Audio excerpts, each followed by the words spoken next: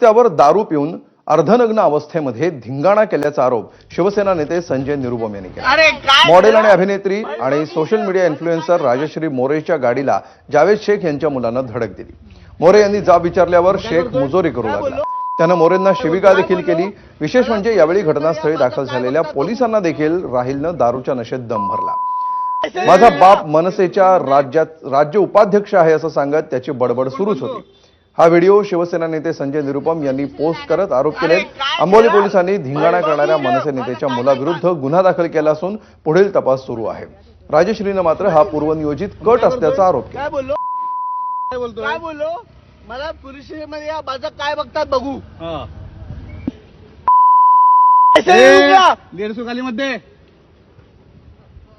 असर कौन बंदो 3 लोग रोड से चल रहे थे, उसने उनके ऊपर भी गाड़ी डाली एंड आफ्टर दैट वो लोग एकदम से साइड में हटके अपने आप को बचा लिया। और जब मैंने ये बोल रही हूं कि तुझे पता है तूने 3 लोगों को मारने की कोशिश की है और तूने मेरी गाड़ी को मारा है, तब वो मुझे बोलता है कि तुझे पता है मैं कौन हूं, मेरा बाप कौन है, मैं मनसे से हूं। उसने अपना नाम बताना जरूरी नहीं समझा।